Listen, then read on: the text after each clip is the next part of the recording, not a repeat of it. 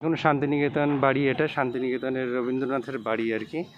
তো রবীন্দ্রনাথের বাড়ির পাশে কিন্তু আমাদের কাঁচ মন্দির, এই যে দেখছেন কাঁচ মন্দির। তো কাঁচ মন্দিরের কাছাকাছি আমি চলে এসেছি।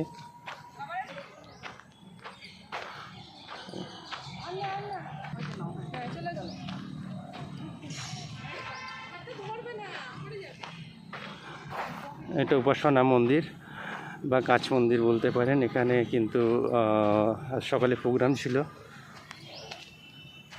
তো জাস্ট শেষ হয়েছে একটু আগে। একটা আশ্রমিক পরিবেশ, খুব ভালো লাগে এখানে আসলে।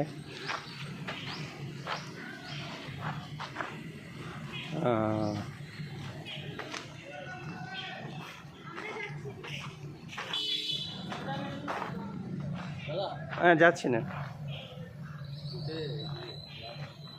তো ভেতরে আমাদের এন্ট্রি নেই, সেহেতু আমি বাইরে থেকে দেখিয়ে দিলাম আপনাদের কাঁচ মন্দির। তো কাঁচ মন্দিরের বাইরে আমি চলে যাচ্ছি, কারণ প্রোগ্রাম হয়ে গেছে, তো সিকিউরিটি এখন গেটটা বন্ধ করে দেবে। তো এই দিক থেকে গিয়ে আমরা এখন গৌর প্রাঙ্গণের দিকে যাব। তবে শান্তিনিকেতন প্রতিবারের মানে খুব ভালো লাগে এখানে আসলে, যখনই সুযোগ পাই চলে আসি। আর এই পরিবেশ মনে হয় না ভারতবর্ষ কেন সারা বিশ্বে হয়তো এরকম পরিবেশ খুঁজে পাওয়াটা খুবই মুশকিল। কারণ রবীন্দ্রনাথ তার সৃষ্টি এবং তার জায়গা যেভাবে তার চিন্তাভাবনা দিয়ে করে গেছে, সেটা যারা এখানে থেকেছে, যারা এখানে বারবার এসেছে, বা যারা এখানে স্টুডেন্ট ছিল, বহু বছর পড়াশোনা করেছে, তারা কিন্তু এটা বেশ ভালোভাবে বুঝতে পারে।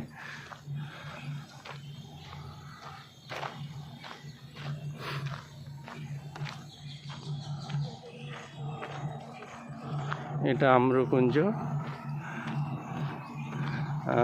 আম্রকুঞ্জে কিন্তু বাচ্চাদের এখানে পড়াশোনা হয় এই আম গাছের তলায়। দেখুন এখানে কিন্তু পাঠা ভবনে বাচ্চারা এখানে পড়াশোনা করে বিভিন্ন জায়গাতে।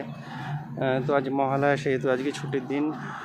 তো আজকে কিন্তু ওদিকে আপনাদের দেখিয়েছি, আরও দেখাবো আমি, যে ওখানে কিন্তু আজকে বিকেল থেকে আনন্দ মেলা হবে। তার জন্য কিন্তু এখন থেকে স্টল, বাচ্চারা বিভিন্নভাবে কিন্তু প্রিপারেশন করছে। তো আমি সেদিকেই যাচ্ছি।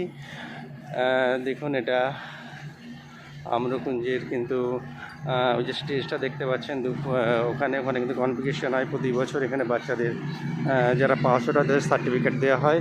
ওদিকে কিন্তু প্রোগ্রামের খুব ভালো, দেখুন বাচ্চারা কীভাবে মজা করছে, আমি দেখাচ্ছি।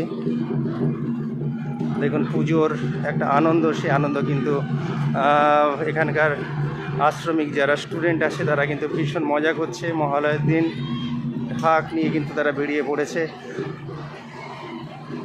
আচ্ছা,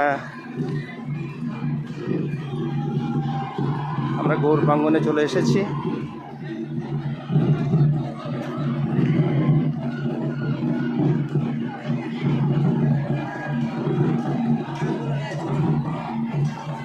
ঢাকের তালে তালে বাচ্চারা নাচছে।